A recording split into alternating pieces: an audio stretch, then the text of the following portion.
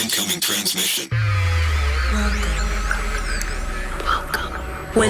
Welcome to True Spies. Week by week, mission by mission, you'll hear the true stories behind the world's greatest espionage operations.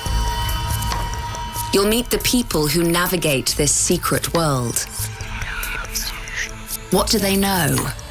What are their skills? And what would you do in their position? This is True Spies. We spent roughly a year preparing how we were going to approach them. This was at the time, this was the most notorious, dangerous, sophisticated criminal organization probably in the world. This is True Spies, Episode 11, The Purple Bathrobe. So we knew that we couldn't go at them with a flawed plan. We had to be clicking on all cylinders. The Sinaloa cartel, the most powerful international drug trafficking and money laundering crime syndicate in the world. Set up in Mexico in the 1980s, today, with operations on 6 continents, it turns over billions of dollars every year. It controls vast swathes of Mexico and is embroiled in the country's brutal drug war, a battle between powerful crime syndicates for territory, influence, and above all, money. It's been responsible for countless assassinations and kidnappings, and pulled off political corruption on a grand scale.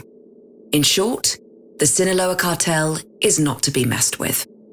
Until 2016, the man in charge of this empire was Joaquin Guzman, aka El Chapo. The Don of drug lords, the king of kingpins. Today, he's worth an estimated $4 billion, and his name is synonymous with narco culture. El Chapo, translated as Shorty, has taken on a mythical status, not least for his feats of escapology. On 2 occasions, El Chapo slipped out of Mexico's most secure prisons. He evaded recapture for decades. He returned to his role as boss while remaining a fugitive, hiding out in the mountains of northern Mexico. It was 2010, and the US wanted him. Desperate to put him away for good, American security services needed to catch the mastermind with his hands all over a major drug trafficking operation. It would take something big, something elaborate. The FBI needed to come up with a sting that would more than match the ingenuity of a man who'd outsmarted Mexican law enforcement again and again. This was the man they called on. My name was FBI Special Agent Michael R. McGowan. I served in the FBI from 1987 to 2017. I was a special agent, and my area of expertise was in undercover operations. So for the majority of my career, I was a FBI undercover agent. Michael McGowan was the right person to call. Only 10% of FBI operatives are trained to do undercover operations, and only 10% of those have ever worked with more than 5 undercover cases. Michael McGowan has worked 50. So it's safe to say the El Chapo mission was in very good hands. He and the agents working the case came up with an elaborate plan, where they would pose as a powerful Italian crime family that wanted to help El Chapo run drugs into Europe. I was the senior agent on the case, and what we did in that case was we mirrored our organization exactly like the Sinaloa cartel. So I was the equivalent of Chapo in Sicily. Michael would be the godfather. But like any organization, good or bad, it takes time to become the boss. By this point, Michael had been in the FBI for 25 years.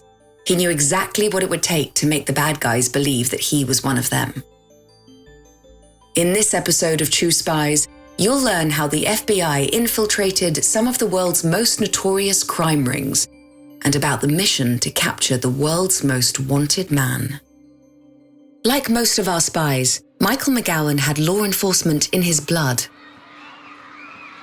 My upbringing was what I consider what's called a blue-collar environment. A lot of the neighbors were policemen, firemen, manual laborers, so there was nothing unusual in the sense that we never went without a meal. We had a roof over our head, but we were taught at a very early age we were kind of responsible for ourselves. So I started working as young as 12 years old, and I just knew in the area of the country I grew up, which was outside of Boston, a lot of the Irish Catholic people were either in law enforcement or in jail, and you kind of picked which one you wanted to go. And I came from a police family. My dad was a cop, my grandfather was a cop, so I really never thought about doing anything else other than police work. He also had a protective streak from a young age. My mother would work in a trucking company on the midnight shift, so my dad would be working all kinds of different hours because of his police job. So back in the 60s, there was a crime wave in Boston that was known as the Boston Strangler, who was going around and killing women. And at a very young age, I think I was 5 years old. I think they told me I was about 5 years old. I would sit next to my mother's bed with a baseball bat to protect her from the Boston Strangler. And then later I would go out and walk the neighborhood and write down license plates of cars that didn't belong in the neighborhood. I would check doors. I was a cop before I even realized I was a cop. As well as police work, the other thing Michael's father passed down to him was the mantra, rub some dirt on it, one that even to this day he lives by.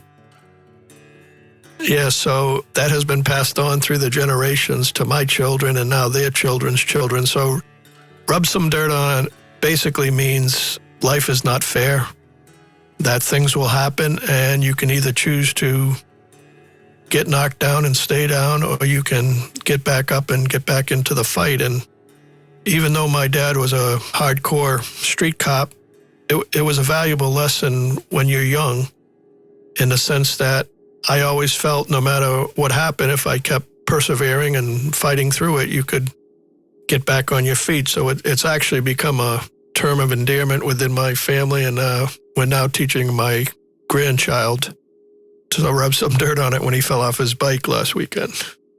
And the last thing you need to know to understand Michael is that he had a wicked sense of humor. I like to have a few laughs and share a few laughs. So both growing up and then later getting into law enforcement, I found humor is absolutely critical for the type of job that we did, because obviously you're dealing with serious situations and serious matters, and sometimes you have to laugh a little bit to regain your sanity. So I've always been a little bit of a jokester. When I was in the FBI Academy at Quantico, Virginia, I self-appointed myself head of the beverage committee, which meant I was responsible for picking up the beer after hours so we could have a couple of beers and a couple of laughs after a hard day of work. And at the end of that grueling 16-week FBI training that many didn't make it through, Michael had managed to hang on to that sense of humor. I had a habit of imitating some of our instructors and teachers without their knowledge, so my classmates rooted me on graduation night, and after a couple of beers, I got up and did our instructors' imitations, and I got a standing ovation at the end, so people must have enjoyed it, but it was just something that, the pressure was off, you finally have graduated, and you're going to be a real FBI agent. Joking aside, Michael had no illusions about how dangerous his chosen career path was. Things got a lot more dangerous in 1990 when a colleague walked over to his desk, handed him a gun and a bulletproof vest, and told him to attend the next SWAT meeting. The FBI SWAT team, as Michael puts it, was like the Navy SEALs of the FBI. They had a reputation for training hard, executing the toughest warrants, and apprehending the nastiest criminals, often in hostage situations. Nowadays, there are competitive tryouts, but back in the 80s and 90s, selection was based on experience and reputation. It was an honor to be chosen, but a deadly one. He knew that on any day he could go into a situation he might not come out of. What do you tell your children about a day at the office when your office is full of deadly criminals? Well, the solution Michael and his wife came up with was to say nothing at all. It was something they'd agreed on when he was a police officer before joining the FBI.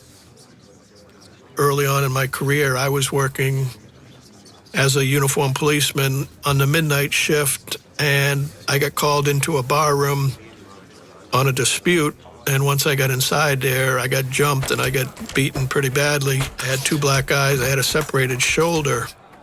And I went home to my wife that night, and when she answered the door and saw the condition I was in, she got very angry at me. She yelled at me, and obviously it was because she wasn't prepared for what the job was like. In that aspect of it, we kind of figured out at that point that she really didn't want to know exactly what I did at work.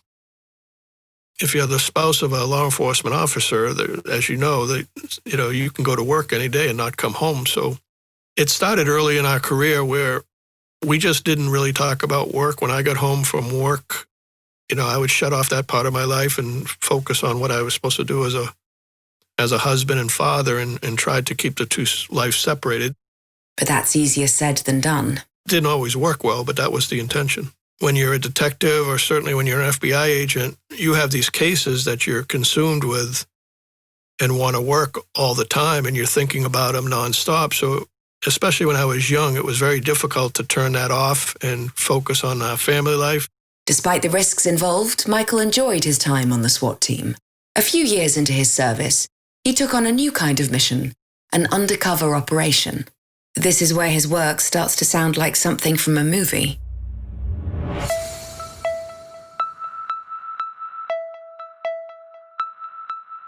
It was the late 80s. Philadelphia, an area called the Badlands, notorious for its abundance of narcotics markets and drug-related violence. I think I had probably 5 years on at the time. I was the case agent who runs the case. You make all the major decisions. In those days, drug traffickers had just started to build hidden compartments inside of vehicles to hide the drugs, obviously, from search dogs, etc. And we had seized a couple of cars that had these compartments in it. So Michael came up with a ruse that would enable the FBI to infiltrate the city's trafficking gangs. They'd exploit this new demand for these vehicles that conceal drugs. It was something that hadn't been tried before. Michael explains the plan. I had the idea that if the FBI made our own load cars, what they're called load cars, that we could track drug organizations and drug shipments using our cars, and that's what we did. So we had a legitimate auto body company build our hidden compartments for us. So the team rented out a warehouse to use as a showroom, one where drug traffickers could come and hire a car with hidden compartments to hide their drug stash in if they got stopped by police. With a team of undercover agents to work as frontmen in the car dealership, the next phase of the plan was to get word out to the gangs that these cars and vans were available for hire. Michael found the perfect guy to help. I had arrested somebody inside a car that had a hidden compartment. So that gentleman that I arrested on that day later became an informant for us. And he worked in the garage/auto repair business. And he later became our spokesman, so to speak, out on the street, that these cars were available. And pretty soon, business was booming. They would come over, and it literally was like a car dealership showroom where we'd bring them in and we'd show them the different conveyances and we'd talk prices, except we weren't negotiating a legitimate car sale. We were negotiating, hidden transport of drugs. And we had to turn down, I would say, we probably turned down 7 out of every 10 traffickers because we simply had too much business and we could pick and choose which group we wanted to investigate. It was an enormous success for the Bureau, giving them access to trafficking operations all across the eastern seaboard. And as Michael's idea, it didn't do his reputation any harm. As a case agent, anytime you have a successful case, it's a notch on your belt, so to speak. So you want to continue. In the FBI, there's a term called making cases, which simply means being successful from cradle to grave. And when you get a reputation as somebody who makes cases, then you're given more important assignments or better targets. So at the time, like I said, I was relatively new and I learned a lot with that. But that particular case was able to helped me progress in my investigative career by understanding traffickers and how they conducted their business. Because when you do an undercover operation, you're 2 feet away from the bad guy. It's not like you're watching them from miles away or listening to their phones. You're dealing with them face to face, and they teach you a lot. It gave Michael a taste for undercover work. Once I saw the effectiveness of the technique and how it can obtain evidence for us that is just devastating. If you're face to face with a bad guy and you go to court, it's his words on tape or video. You're not interpreting anything. So, as I say, early on, as a result of cases like that case and a couple of other cases, I got hooked on the undercover technique, not only as a case agent, but then I wanted to expand my skill set into becoming an undercover agent myself. But it isn't really something you can just dive straight into. When I first started doing undercover work, I had no experience. At that time, there was no official training. There was no process. Now in the FBI, it's completely different. There's a very vigorous program to train undercover agents. None of that existed when I was an agent. So basically, it was on-the-job training, and I would go out and, I make no bones about it. I embarrassed myself the first couple of times because you spend your life on a straight and narrow to become an FBI agent, and now you're expected to be as bad or worse than the real bad guys, and that's not an easy thing to do, and psychologically it's difficult. Here's a little story to illustrate how not to do it. So there's one story where I went into an Italian social club, a mafia club. They literally stopped speaking when I walked in the door. They were all dressed in a certain fashion, and I was dressed like a college student or a young professional in khakis and a press shirt. It was just stupid. It actually was dangerous, but I didn't realize at the time. I didn't study my opponent. I didn't understand. In order to attack an opponent, you have to understand your opponent. And, by the end of my career, I'd like to think that I could talk, walk, dress, think, act like a bad guy. But when you first start, it's not easy to do. So I had a lot of failures, but even though I failed, as I said earlier, the rub some dirt mentality, I love the technique because you're standing literally next to a bad guy, talking to him, and you're collecting evidence. So I was determined at that point to make myself a better undercover agent and, just worked hard at it. In his arsenal, Michael did have that sense of humor that proved particularly useful when deceiving criminals. How to make a bad guy believe you're a bad guy too. Lesson 1. I was very comfortable going into bars, restaurants, clubs, relaxing with people and hopefully could make them laugh. That was one of the ways to ingratiate yourself. You have to remember that you have a serious job of collecting evidence, but you just can't walk up to somebody and ask to buy dope or buy a gun 30 seconds after you meet them. There's a rapport building and trust building. You got to get somebody to want to do business with you. And yes, I used humor extensively for that. You can't just go in all guns blazing unless you want to give yourself away. You got to remember, when you're undercover, if you meet with a bad guy for an hour, you may only talk criminal information for 5 minutes. You have to fill that other 55 minutes. So I had to learn to talk about other things outside of criminal activity. And that's, again, where the humor would come in. Or I have a love of dogs, so I would always tell my dog stories, and sometimes they were dog people and other times they weren't. But people think when you're undercover, you're talking 1 hour straight criminal activity. You're not. You're talking like two human beings. Any other tips? You have to have confidence without being cocky. Okay, so if you're not confident, you're going to struggle. And I've seen very, very successful FBI agents, they lost their confidence when they went to do it because they are really trying to portray being somebody else. Well, that's the trick. You don't be somebody else. You be who you really are, and just in a nuanced way to be able to gather evidence. Lessons learned, Michael wanted to raise the stakes and join the big leagues. He got his chance in 1996 when he put himself forward to infiltrate the Russian mob in Boston. The FBI were hoping to build a criminal case against a businessman who was the head of a sophisticated gang that dealt mostly in financial crimes. The opportunity came up when an informant alerted the Bureau that the businessman was in America. He was trying to secure fake immigration documents to enable members of his crime syndicate to come to the US. Michael's job was to pretend to be a fellow businessman who was willing to operate outside of the law to get him those papers. But as we've learned, you can't just steam in. You've got to wine and dine the target, gain their trust, make them believe you are who you say you are. Now, Michael had his sense of humor, but this businessman didn't speak English. So would Michael's shtick translate? I knew that the Russians were involved in financial fraud schemes, money laundering, etc., and that wasn't my strong suit.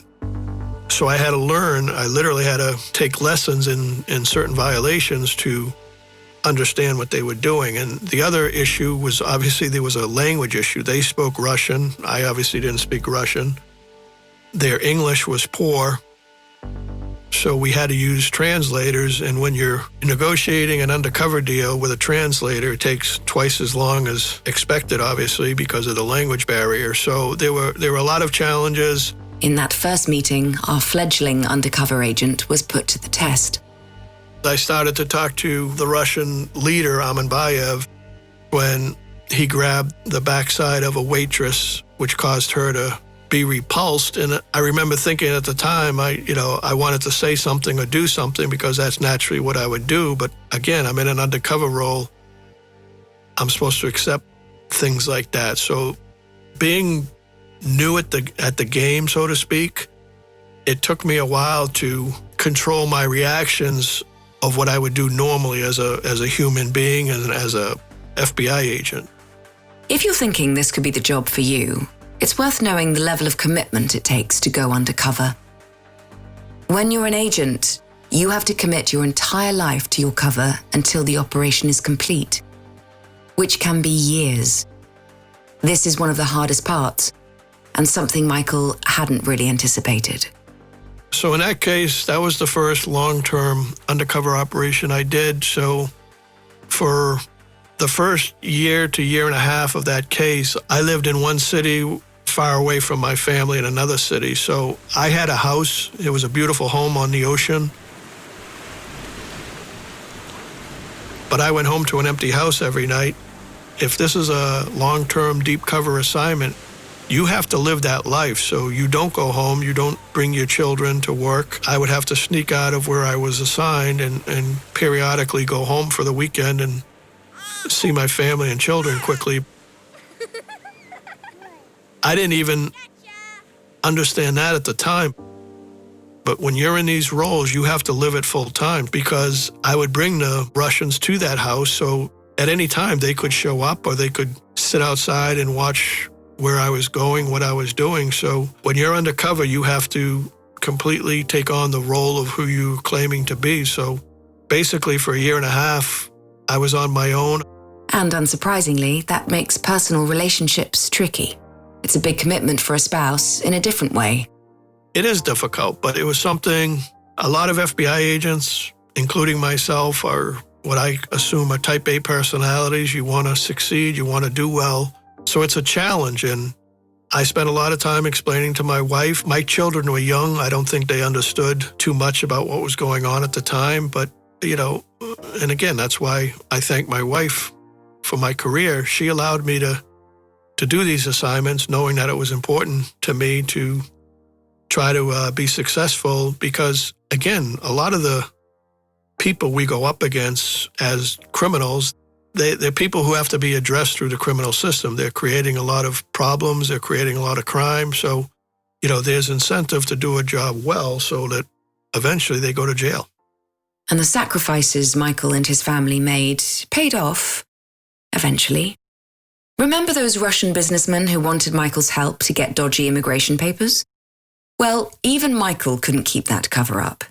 He knew nothing about immigration, so he reverted back to his old adage of be yourself, but the version that catches the criminal. These were very intelligent people. They were highly educated. They were very astute businessmen. Because of my earlier background in Philadelphia with drug trafficking, I finally ended up explaining to them that I really wasn't an American businessman. I was an American drug trafficker, and they needed to launder my drug funds. And I held my own because eventually, after a long period of trying to build trust with them, they trusted me enough to launder my money, which they knew was drug money, which is a federal crime in the United States. And that's what we eventually were able to convict them of. Michael has countless stories like this from his career, taking on the Russian mob and then the Sicilian mafia, the infamous Cosa Nostra. These cases put Michael at the top of his game when it came to undercover operations. However, after 20 years of chasing bad guys, he was growing older and sustaining injuries that were slowing him down. But mentally, he was as eager to bring down criminals as he'd ever been.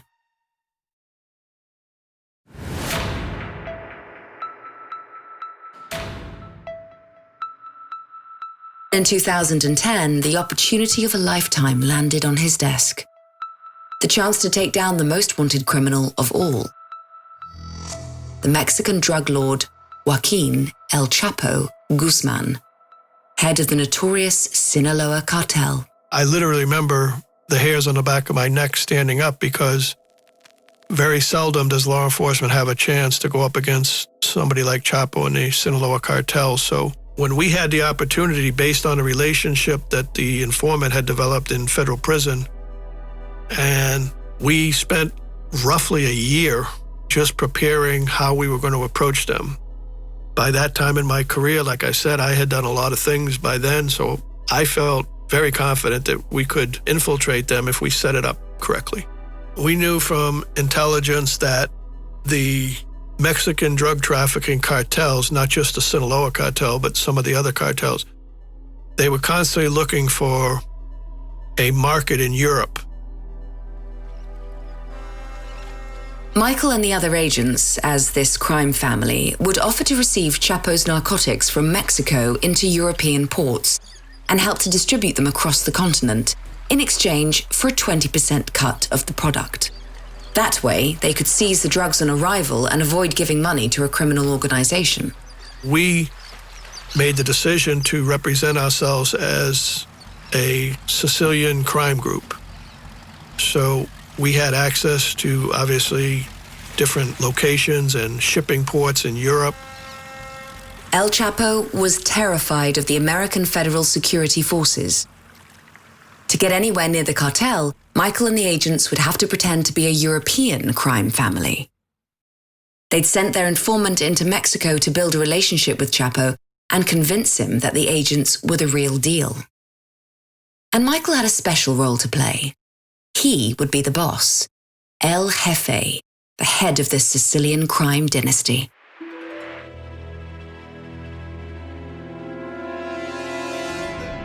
I was the senior agent on the case, and what we did in that case, which I think is the reason we were successful, was we mirrored our organization exactly like the Sinaloa cartel. So I was the equivalent of Chapo in Sicily. So I had to take on that persona where if you're the El Jefe or you're the old man, I literally would not speak to any of the subjects except for Manuel, Chapo's first cousin. He had grown up with Chapo. They were blood relatives, so I would only speak to him. The three other FBI undercovers did such a good job of putting me on that pedestal that when I would come to the meeting, they literally would stand up like Pavlov's dogs.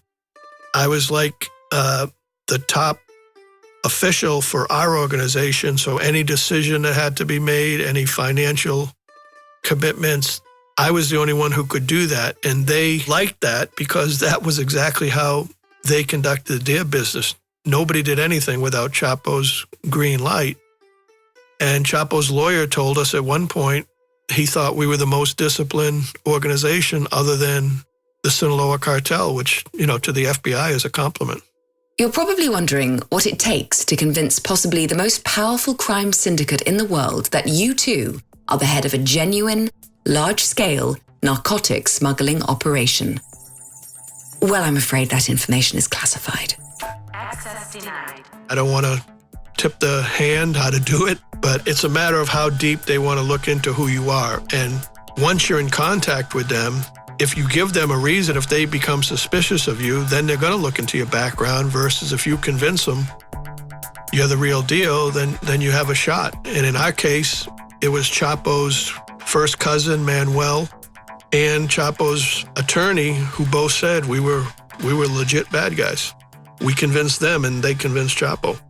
The next thing you're probably wondering is how they convinced these criminals that they were Sicilian mafia, not American federal agents. Surely the language was a dead giveaway. What we did in the case, I came in as El Jefe, or the boss, or the old man, and I would only go to strategic meetings. And we told them very early on, because, they thought they were dealing with the Sicilians. I told them that we would not speak Sicilian in front of them because we were under investigation in Europe and we didn't want to drag them into our investigation. So we basically convinced them that the cops were watching us and that we would only speak either Spanish, which the other three undercovers spoke, or English, which obviously I spoke, and we were able to get away with that. But it was a concern throughout the case. If they ever brought a Sicilian speaker in at any point, we were in trouble. So, Chapo convinced, a meeting was set up in February 2010 between Chapo's right-hand man, his cousin Manuel, Michael, and the other undercover agents posing as the Sicilian crime family. The setting was Florida's Azure Coast. There was 5 undercover agents, myself, a female undercover, and the 3 other undercovers. We're on a 30-story condo overlooking the Atlantic Ocean, a beautiful condominium. It screams money. So we're all preparing for this meeting, which is critical because, Washington headquarters this was a big, big deal at the time to be able to work a case against the Sinaloa cartel. So as the team leader, I noticed all of our guys were very nervous. But everybody in that room had 20 years of experience. So I had worked with everybody in that room many, many times. And I could just tell they were a little bit anxious about what was going to happen. Put yourself in Michael's shoes. This is a huge opportunity for the Bureau. The scene is set to perfection. But the Sinaloa cartel are acutely aware that law enforcement officers are always on their tail. Any nerves on the part of your team could reveal that this is all a setup. Your target is going to arrive at any minute. You need to calm everyone down, quickly. What are you going to do? Whatever you're thinking, I'll wager it isn't even close to what Michael actually did. I was dressed in a very expensive suit and dressed as a Sicilian crime boss would look. I went in to use the men's room, and I went in there, and in the bathroom, I found a purple velour bathrobe behind the door. And I don't really know why to this day I did it, but I took off my expensive suit and my jewelry, etc., and I put on this bathrobe, this hideous bathrobe, and I walked out before Manuel arrived into our crowd, and it immediately broke the ice. Everybody started laughing. They were rolling on the floor. It really kind of cut the tension, and it was just a technique I used to try to put everybody at ease. And then they thought I was going to go back and change. Well, I didn't. I stayed for this meeting. So when Manuel came, and I didn't appear at first, he met with the other undercovers. When Manuel came, I eventually came out of the back room in a velour bathrobe, which they're not going to think you're an FBI agent if you're dressed in a purple bathrobe. And we later learned, we have a recorded conversation where Manuel went back and told Chapo that the El Jefe was so unconcerned that he didn't even get dressed for the meeting. He was walking around in his bathrobe. So again, you do these little nuances to get them to think that you're anything but an FBI agent, and in this case, it seems to have worked. Funny, but also highly effective. You got to remember, when it's somebody like Chapo Guzman, he knows that every day he wakes up, law enforcement is trying to get to him. And you have to come at them in a way that they don't think you're law enforcement. But then the plan hit a snag. So that meeting took place, as I said, inside of a condo that the FBI controlled. So it was wired with audio and video recordings. Every whisper, every scene was captured. We had it stacked with food, booze. We made it look real. And when Manuel first showed up, again, Murphy's Law kicks in. Manuel's terrified of heights. So here we are with a 30-story condo looking at the ocean. He's backed into a corner. He doesn't want to come out onto the deck. He doesn't want to see the magnificent views. Stuck in the corner, he's out of shot for the camera and beyond the range of the microphones. The other undercovers got him calmed down enough to sit down within video range and start to negotiate. I stayed outside on the deck with the female undercover for the majority of the meeting. And what we would do is we had planned one of the undercovers.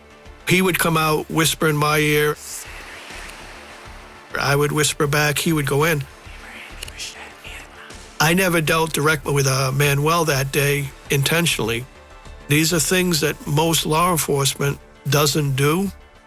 So they were effective by Manuel going back to Chapo in Mexico later and saying, hey, these guys know what they're doing. We spent 4 hours that day negotiating cocaine and heroin trafficking routes and deals. So it was agreed that $20 million worth of narcotics would be shipped from Mexico to Spain, where, Chapo believed, Michael and his gang would pick it up to sell on their behalf. But like most cases, the time between that first meeting and any action dragged on. This case took 3 years. It was 2009 to 2012. One of the problems with this case was we would meet with them, and then they would go back to Mexico for weeks or months at a time. So there was never any urgent pace to this case. We had to have our meetings. They would go back. We met with them in Florida. We met with them in the Virgin Islands. We met with them in Europe. There were times when they cut off communications for lengthy periods because I remember in one case they had a huge seizure in South America and they shut down all their communications. So we just had to be patient. I think that time we waited 3 months before they recontacted us. While Michael was happy to wait, his superiors were growing more and more doubtful that this operation would come off. They did what true and sophisticated drug traffickers do. They send test loads first. So test loads are when they ship a vessel from point A to point B. In this case, it was from South America to Spain. But they'll ship a product that doesn't contain cocaine. So I think the first shipment was pineapples. Another shipment was some type of fruit. They would keep sending us test loads so that when the customs people reviewed the product, there were no drugs on board. So that was frustrating. By the end of 2011, it had been a year and a half since that first initial meeting in Florida, and FBI HQ was growing increasingly impatient. Meanwhile, government officials in Washington were threatening to pull the plug on the operation. An enormous amount of time and money had been invested into this case, which so far had yielded very little in the way of results. Under pressure from all sides, Michael had to make a call. I had worked enough drug cases to know that there comes a point where you just walk away from the table. What would you do? Call it a day? Cut your losses? In April 2012, that's exactly what Michael did. Or appeared to do. We pulled out of the deal, actually. We told them, we spent a lot of time on this, you haven't come through, so we're leaving. That was a very controversial decision because we had spent almost 3 years working this case, and now we're saying we're leaving before we had received any drugs. But if you think in walking away Michael was admitting defeat, you'd be wrong. This was actually Michael's final play, a brilliant piece of reverse psychology to get the drugs moving once and for all. It was my decision to pull out, and I told a case agent I thought we had an 80% chance of still getting the drugs. In my mind, it really was less than 50%. But you start acting, you have to act like real drug traffickers would act. If we had stayed committed and we kept waiting and waiting and waiting, they would become suspicious of us. So the FBI's informant delivered the message to Chapo that the Sicilians are pulling out. Michael and the agents awaited action from Mexico. it actually proved to be the tipping point to get them to send us the real drugs. Showtime. So I think it was in June, we got about $15 million worth of heroin and methamphetamine, and by July we had over 700 pounds of cocaine delivered to us in Spain. With the drugs seized, it was time to arrest those key players in the Sinaloa cartel. After 3 years of hard work and near misses, it was a sweet moment. When the drugs arrived in Spain in 2012, the summer of 2012, El Jefe invited all of the participants except Chapo. He's still a fugitive. So we invited Manuel, the lawyers, the communications guy, we invited them all to Spain, to Madrid, to celebrate our first successful venture. And after the drugs had been taken into custody and secured by the FBI, we told them we were going to buy them dinner and celebrate our future success. And as they left the hotel, they were arrested by the Spanish National Police. And we had already indicted Chapo. Chapo doesn't physically have to be present. There's something called a co-conspirator. So he was indicted along with, I believe it was 8 or 9 others in the United States for this deal. And eventually, it wasn't until years later, but eventually Chapo was extradited to the United States and convicted. The bust was a massive win for the FBI. It was a huge team effort. I got a lot of credit as El Jefe for making the case. I tell everybody that the other 3 undercovers are the people responsible for the success of the case. I came in just to close the deal. They had to deal with them day in and day out. So again, I credit all the investigators, whether they're undercovers, case agents, support personnel. In 2015, Chapo was in a Mexican prison when he managed to escape through a tunnel under the shower floor in his cell. It was the second time he'd wormed his way out of jail. For 6 months, the Mexican Marines were on his tail, sweeping through 18 of his homes across the country, searching for the drug lord. The chase led them to remote wilderness on the border between 2 northern Mexican states. Amazingly, it was a food order that gave Chapo away. A white van believed to be used by his associates was spotted picking up tacos just after midnight on the 8th of January 2016. It led the Marines to the compound where Chapo was hiding. The building was stormed and a battle ensued. Meanwhile, Chapo slipped away one final time through an escape hatch behind a mirror. But it wasn't long before his vehicle was stopped on the highway nearby and the kingpin was finally arrested. He was sent to the US for trial and imprisonment. There was no doubt in my mind that he was going to be convicted. The evidence is overwhelming. I just knew that he would spend the rest of his life in a US jail. Joaquin El Chapo Guzman was found guilty on charges of murder, money laundering, drug trafficking, and organized crime relating to his leadership of the Sinaloa cartel.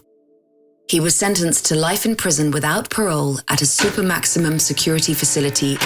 He is surrounded by steel doors, concrete walls, maze-like corridors, hundreds of surveillance cameras, and layers of electrified fencing topped with razor wire. There are ground sensors in place to detect tunneling. This time, there's no escaping. And what of Michael, El Jefe of the fake Sicilian mafia? When that case finished, I had been in the FBI about 27, 28 years. I worked another 3 or 4 years. I retired after 31 years of duty, and I retired in July of 2017. It was the worst feeling in the world because for 30 plus years, I had always prepared for my next undercover operation. There was never an end to it, and then one day it came to an end, and that was hard to accept. I've come to grips with it now. It's time for other people to do what I did, and it was just a tremendous honor and privilege to serve that many years as an FBI agent. If you're wondering whether Michael's family had any idea at the time that he was embroiled with the most wanted man in the world, the answer is no.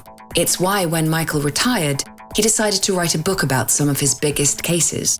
The book that I wrote was not intended for the general public. It was intended for my wife and my 3 children, basically to thank my wife for letting me do what I did and to explain to my children why I wasn't always around.